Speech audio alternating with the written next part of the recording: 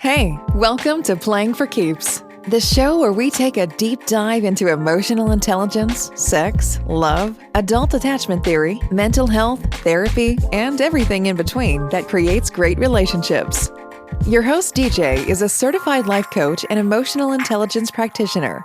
She's here to be of service to all the listeners interested in love and relationship. Now, here's your host, DJ.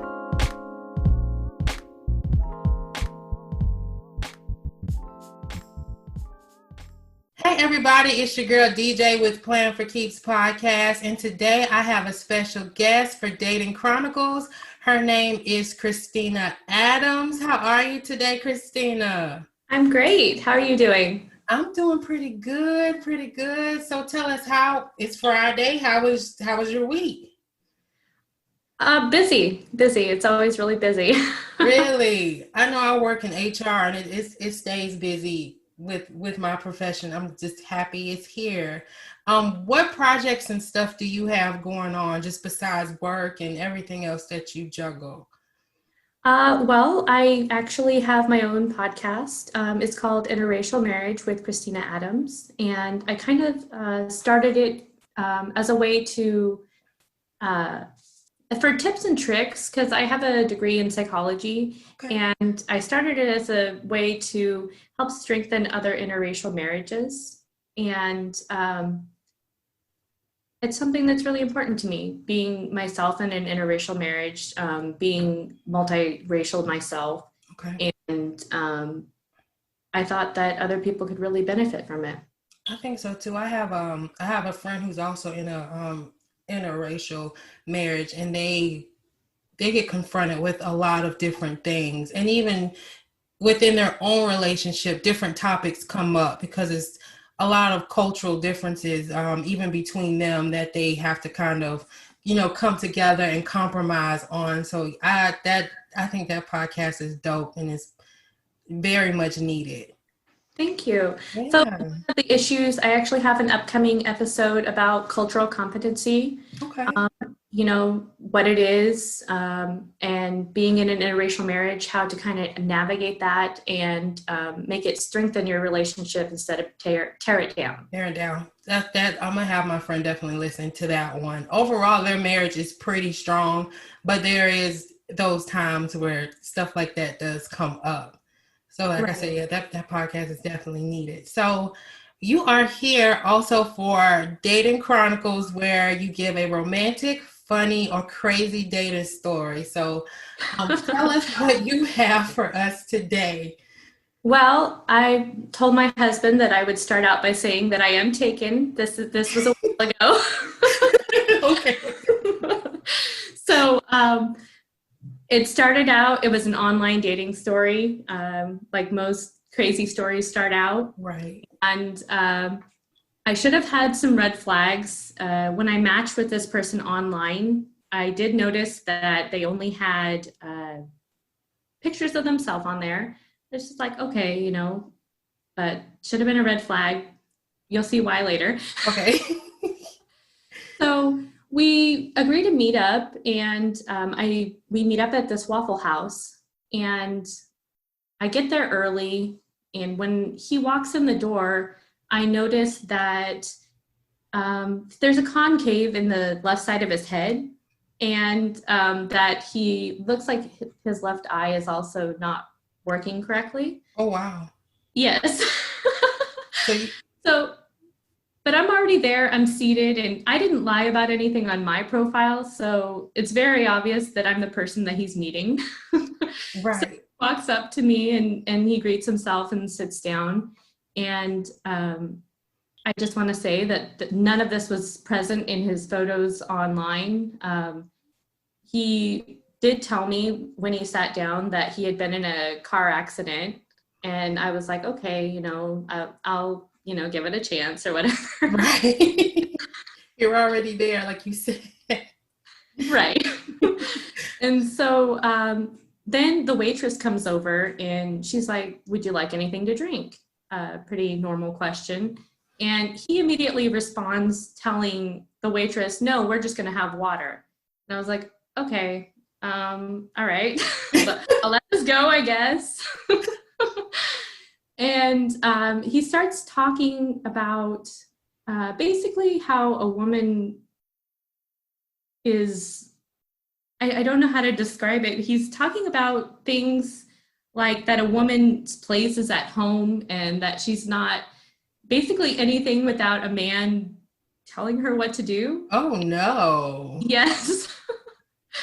And I'm like, oh, I should probably go to the bathroom, but I'm trying to wait for a moment to be like, yeah, I can go do that. And so then he pulls out of his pocket a coupon, and I'm like, okay. A coupon to Waffle House? I didn't even know there was such a thing. Neither did I. So he pulls out this coupon and he starts reading over it, and he says, well, I got a free coupon for a piece of pie. And I was like, okay, all right. I don't know what to say at this point. I don't know if I should I'm thinking to myself, like, I need to get out of here. But I don't know how to do it without looking like the jerk, if that makes sense. Got you, yeah. So he's reading over this coupon and he says, well, it's only for a slice of lemon meringue pie. So that's what we're going to get. And I'm like, okay. So literally, so no food. You guys are just going to share a piece of pie. Yes, and he's very adamant that this is all we're getting. And I mean, I can be a frugal person at times, I guess, there's nothing wrong with that. But first time meeting somebody, it was odd. So he orders the pie, and I find myself like very turned away from the way that he's talking and everything about the whole situation. So I finally find my chance to exit, and I'm like, I need to go to the restroom. So I get up and go to the restroom, and I actually needed to use the restroom. So I was in there for a few minutes. Okay. Out, and he's standing outside the bathroom door. Oh my God. And he's like, oh, the pie came and I ate it, and I've already paid for it using his free coupon, I'm assuming. So I'm like, oh, okay. And I'm like, I don't know what to do at this point. So I'm like, okay, well, I'm ready to go. And I'm like, I'm just going to bolt to my car or whatever. I don't know. So he's like, oh, let me walk you to your car. And I'm like, what? Thinking to myself, no, I don't want you to know what I drive. Right. So we get outside, and I'm like, I gotta say something. I can't let this go on because I don't want this person to walk me to my car. And he tells me, so I stop him and I'm like, look, we're not going on a second date. And he turns around completely surprised, like, why? Why wouldn't you want me to go on a second date with you? And he starts screaming at me in the parking lot, telling me that I wasted his time, that I wasted his coupon. And he can't believe that I would do this, basically. And it was to the point, like, I'm like, oh God, like, this is so cringy. Right, like, what the? So there's someone else coming out of the Waffle House, and they overhear that he's screaming at me. And they're like, is everything okay? And I'm like, I use this, I don't even remember what I said, to be honest. I just used that moment to, like, basically run away. I mean, I didn't run, but like, I just exited. And I literally waited on the side of the building because I didn't want this guy to know what I drove, because I was like, this guy is very odd and seems a little psychotic. Right. So I wait on the side of the building, and and then I finally go to my car, and I'm like, I am done with internet dating. I sat in my car for a few minutes and like blocked him. And then like on the way home, I like took like different exits, and just to make sure he didn't follow me home. Like, that's how bad this date was. And it was, I kind of didn't go on any dates for quite a while, and until I did go on a date with this guy that looked normal. And he had pictures with people on his Facebook, or Okay. his internet dating site, not his Facebook. But and he looked like he liked to have a lot of fun. So I talked to him for a little bit and we messaged back and forth. And I was really cautious after my last dating experience, but he seemed kind of normal. Okay. I did agree to meet up with him. And he had worked night shifts, so he like took the time off to come meet me on this date, which I thought was, oh, that's like a grand gesture kind of. Right. And I had told him that, I myself had to work and he was still willing to meet up, even though I got off like really late. And when we met up, the first thing he asked me is, would you like some drinks? And he bought a pizza for us to eat, and it was really, really sexy. Yeah, compared to the other one. But a funny thing about that date was that when I sat down, there was somebody sitting next to him, and they started making jokes or whatever, saying like that, oh, well, first of all, she didn't realize that he was on a date. And apparently later on, I found out that they actually knew each other and okay. happened to sit down there.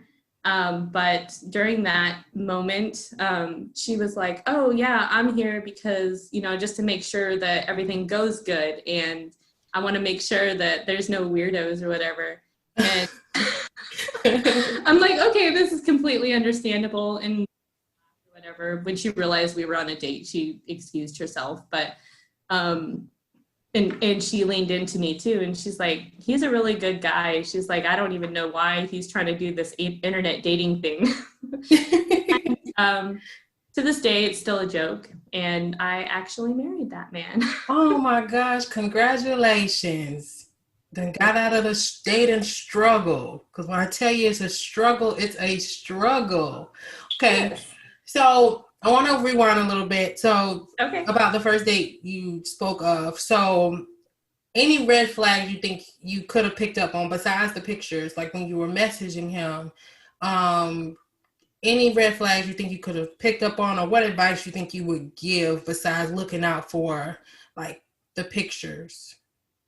I think that maybe talking to him a little bit more extensively to see what, if anything, we had in common. The second date that I went on, I kind of extended our texting for that reason, to protect myself.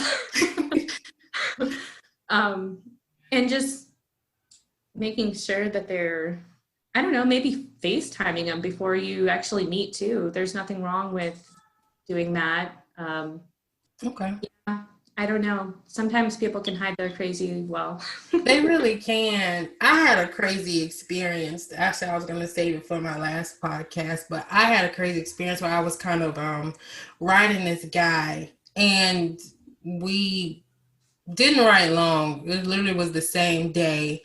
And then we went out to a bar, whatever. He got his beers and stuff and showed me how to play Keno, the lottery Keno. I didn't know how to play it. So he showed me how to play and look at the screens and stuff like that. And I drank my little water with lemons because I'm not really a drinker like that. But anyway, the date was cool. But then a few days later, on and off texting, he calls me, and one of the things he asked me, he was like, hey, I wanted to know something. He was like, how old are you again? I'm like, why you want to know how old I am again? And then he was like, then he starts talking about marriage and marrying an immigrant. And I'm like, wait, what? And when I go back on that particular dating experience, when I think about when we were texting, the first red flag was he made a joke out of it, but he was asking me, could you do me a favor? And he was jokingly asking. But even when anybody, man, woman, or whatever, even if they're joking, when they first meet you and ask you that, they're really testing to see Yeah, how far they can go. How far they can go. And that's something that I did not think of until like after the fact. But he said to me, I'm like, hell no. And then I think it was only for like a few grand up front and then like 400 or 500 a month. I'm like, what the Wait, hell so am I what gonna. did so he asked you for money? He asked me, no, not for money. He asked me to marry an immigrant. And he wasn't even an immigrant. Oh, okay, okay. He wasn't even the immigrant. Right. It's like, wait, what? So are you on dating sites to recruit people for immigrants? And then it was only like a few thousand up front and then 400 to 500 a month. I'm like, what am I gonna do with that? No. And what are you going to do if you're caught and placed in the immigrant detention center for Right. I'm good. fraudulent marriage? I don't know. There's so many. Right. Like I'm good. You know what I'm saying? Like I am good. I'm good. Sorry, you barked up I don't need the money like that. I'm not desperate. You're gonna have to find another one, not me. So that's a dating story that was kind of crazy for me. Well, I'm kind of stealing one from my husband, but one of them that he told me that the reason so he didn't do a lot of internet dating. He went on a date with me and one other woman. Okay. And the other woman that he went on a date with, on the first date, she asked him for $1,500 if she could borrow it. And he's like, yeah, I don't know you like that. On the first date? On the first date, the first time ever meeting her. That's crazy. At least the guy gave me like 3 days. You know what I'm saying? He gave me 3 days to ask me this crazy ass question. On the first date? Yes. Wow. Like, did he say like any red flags or anything like that? Did she give off or no? Like, or did he kind of quick too? Because I know that's part of my issue with online. I get bored really fast. So it's like if we don't meet or we don't FaceTime, then I get uninterested and then I get off the dating sites, period. That's a part of my problem. I'm not really slow with it at all. And that's something that you need to have in order to kind of build a relationship with somebody online. So I don't know if he had. Well, he was working night shift, so he wasn't answering a lot of people anyways, and he's very particular about his women, if that makes sense. Got you. So yeah, he didn't share anything with me that he was like, oh, this is gonna be odd. But wow. Okay. Especially yours with the guy going off on you after you totally told him that it was not going to be a second date. Like that's crazy. I mean, just because you go on a date with somebody, I don't think that it should be assumed that you're owed a second date. I don't know. The whole situation was really odd.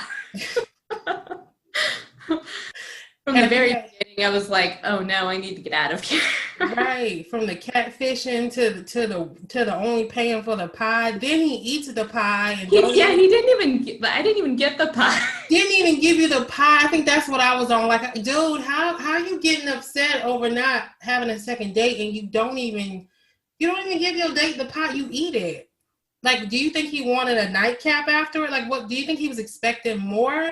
Like, that's what I'm trying to figure out. Like, I don't know. The way he was talking, though, it kind of seemed like he didn't like women very much.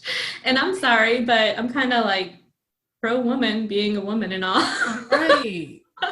So I don't know. I never even thought about that.